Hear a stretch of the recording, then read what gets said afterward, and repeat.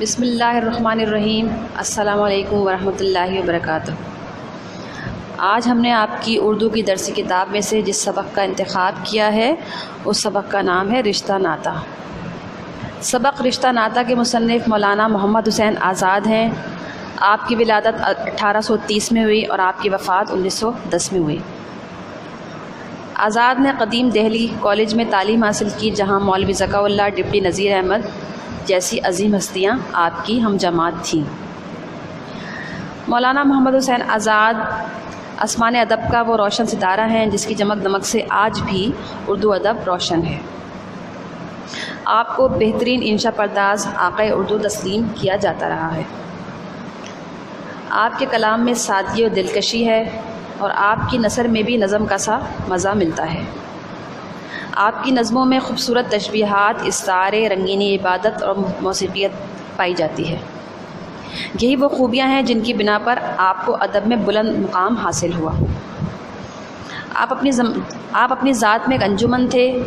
آزاد back وقت شاعر، نثر نگار، تاریخ نویس اور نقاد بھی تھے۔ اس سبق میں مصنف نے رشتوں کی اہمیت کو اجاگر کیا ہے۔ سبق کا مرکزی خیال بھی یہ ہے کہ رشتے آزاد کے زمانے میں بھی اور آج کل کے دور میں بھی رشتے ناتوں کی ویلیوز میں کمی آ رہی ہیں، رشتے ناتوں کی قدر میں کمی ہو رہی ہے۔ جس کو جو حقوق ادا نہیں کیے جا رہے اور فرائض سے غفلت بڑھتی جا رہی ہے۔ ہمارا یہ مضمون جو کہ ہم نے درسی کتاب سے اس کا انتخاب کیا ہے، رشتہ ناتا، یہ مضمون بھی اسی تناظر میں لکھا گیا ہے۔ آزاد نے یہ مضمون مسلمانوں کی سوچ کو، بکھری ہوئی سوچ کو ایک راہ دکھانے کے لیے لکھا ہے، اور اس مضمون کا مرکزی خیال بھی یہ ہے کہ رشتے کیونکہ خدا کی طرف سے ہیں، اللہ تعالیٰ نے بنائے ہیں، رشتے خدائی پیوند ہیں۔ سبق کی جو شروعات ہے وہ مصنف اس طرح کرتے ہیں کہ رشتے خدائی پیوند ہیں، یعنی کہ اللہ کی طرف سے عطا کردہ رشتے ہیں۔ ماں باپ کا رشتہ اللہ کی طرف سے عطا کرتا ہے، اولاد کا رشتہ اللہ کی طرف سے عطا کرتا ہے، یہ ٹوٹ نہیں سکتے۔ لہٰذا مصنف کہہ رہے ہیں کہ ہمیں جو چیز ہمیں اللہ کی طرف سے ملی ہے تو ہمیں پھر اس معاملے میں اللہ کو راضی رکھنا ہے، اس معاملے میں اللہ کو ناراض نہیں کرنا، اللہ کو خوش رکھنا ہے۔ اور کس طرح رکھنا ہے اللہ کو خوش؟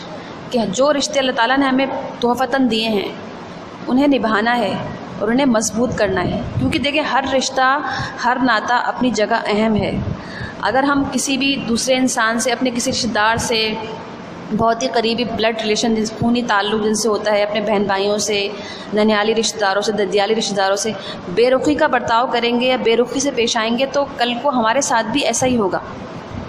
خاندان میں بزرگ ہوتے ہیں، ان کی عزت ہمیں کرنی ہے۔ اس سبق میں اس چیز کا بہت زیادہ زور دیا گیا ہے کہ بزرگ اللہ تعالیٰ کی نعمت ہوتے ہیں اور ہمیں کیا کرنا چاہیے؟ ہمیں ان کی خدمت کر کے فائدہ حاصل کرنا ہے، خصوصاً اپنے پیرنٹس، ہمارے والدین، جن کی وجہ سے ہم اس دنیا میں آئے ہیں اور جو ہماری پیدائش اور پرورش کا ذریعہ ہیں۔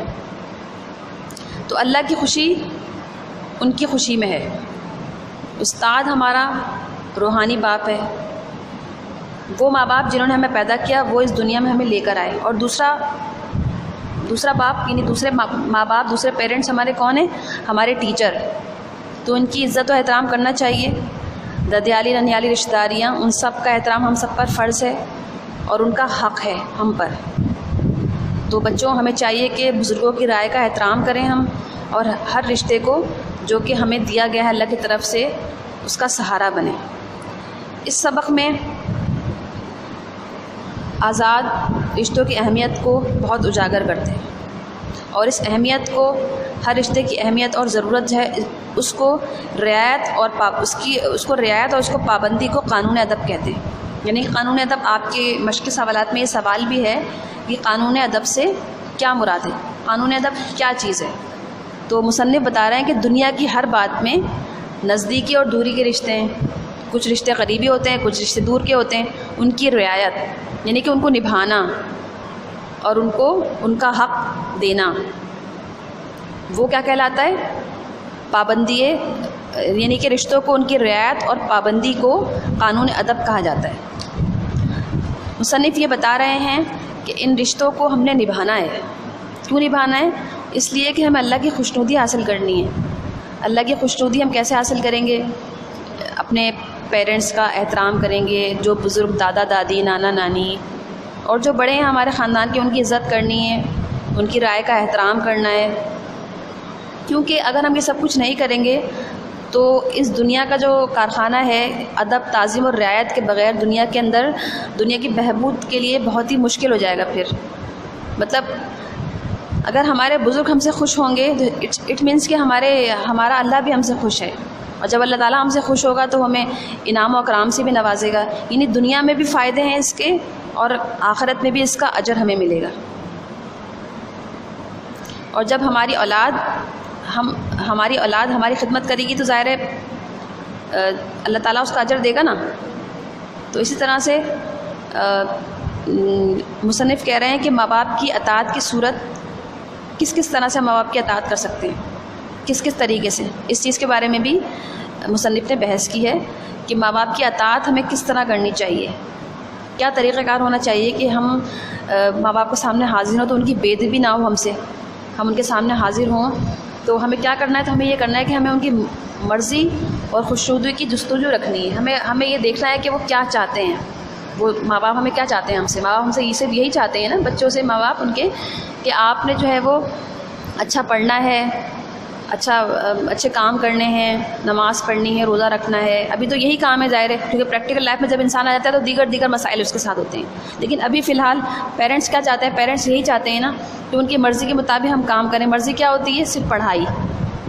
ٹھیک ہے، اس طرح سے جب ان کا جی چاہتا ہے تو وہی کام عمل میں لایا جائے. مطلب یعنی کہ اگر ہمارے پیرنٹس کا دل چاہ رہا ہے کہ ہم فلانا کام کریں اس وقت، تو ہمیں بھی وہی کام کرنا چاہیے، وہی کام ہمیں سر انجام دینا چاہیے. نہیں کہ ہم اپنی مرضی چلائیں، ماں باپ کے آگے اپنی مرضی چلائیں. یہ بھی گناہ کے زمرے میں آتا ہے کہ ماں باپ کے آگے بچے اپنی چلائیں. یا اگر کسی بات کو جو کہ بات آپ کی صحیح ہے اور آپ ماں باپ کے سامنے منوانا چاہتے ہیں تو اس کو باادب طریقے سے مانیے. مثلا اگر ماں باپ نے آپ سے کسی کام کے لیے کہا اور کسی وجہ سے وہ کام آپ سے نہ ہو سکا، تو آپ اس کو ایک مہذب طریقے سے معذرت کر لیں اور بعد میں پھر معذرت کرنے کے بعد اسے کہیں کہ اس کو میں اگلی دفعہ سر انجام دینے کی بھرپور کوشش کروں گا یا کروں گی. کیونکہ دیکھیں، جو اولاد اپنے ماں باپ کا کہنا نہیں مانتی وہ کبھی ترقی نہیں کر سکتی، وہ ہمیشہ ذلیل و خوار رہتی. تو لہٰذا اور اس کا معاملہ یہ بھی ہے کہ دیکھیں، اگر ہم اپنے ماں باپ سے خود سر رہیں گے تو یعنی کہ مکافات عمل اس دنیا کے اندر ہوتا رہتا ہے. اگر ہم اپنے ماں باپ کی نافرمانی کریں گے تو آپ پھر تیار رہیے کہ آپ کی اولاد بھی آپ کے ساتھ سرکش ہو کے رہے گی. ٹھیک ہے، تو اس سبق کا خلاصہ یا مرکزی خیال یہی ہے کہ رشتے اور ناطے کیونکہ اللہ کی طرف سے عطا کیے گئے ہیں تو ہمیں ان کا بہت زیادہ خیال رکھنا چاہیے اللہ کی خوشنودی حاصل کرنے کے لیے. اور جو ہمارے بزرگ ہمارے ساتھ رہتے ہیں ان کے مشوروں پر عمل کرنا چاہیے، کیونکہ بزرگوں کی عقل پختہ اور تجربہ زیادہ ہوتا ہے تو ان کی رائے کو اہمیت دینی چاہیے. اور ہمیں یہ سمجھنا چاہیے کہ ہر رشتے کا ایک دوسرے پر حق ہے اور ہر رشتہ ایک دوسرے کے لیے سہارا ہے. اگر ہم رشتے ناتوں کے حقوق کا خیال نہیں رکھیں گے تو زندگی بہت زیادہ دشوار ہو جائے گی. جو بزرگوں کی تعظیم نہیں کرتا وہ اللہ تعالیٰ کی عبادت بھی نہیں کر سکتا. یہ بات بھی آپ یاد رکھیے کہ جو بزرگوں کی تعظیم نہیں کرے گا، جو بزرگوں کا ادب نہیں کرے گا تو اللہ تعالیٰ کی عبادت بھی دل سے نہیں کر سکتا. کیوں نہیں کر سکتا؟ وہ اس لیے نہیں کر سکتا کہ جو والدین کے حقوق کو نہیں مانے گا تو اللہ کے حقوق کو، اس کی نعمتوں کو کیسے مانے گا؟ جو نظر نہیں آتا اور لیتا دیتا ہوا دکھائی نہیں دیتا، یعنی اللہ.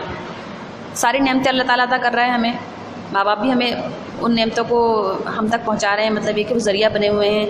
باپ جو ہے وہ کماتا ہے تو اس کے ذریعے سے ہمارا گھر چلتا ہے، بچوں کو پالتا ہے پوستا ہے، تو ان کا شکر گزار ہونا ہے ہمیں اللہ کے بعد ماں باپ کا.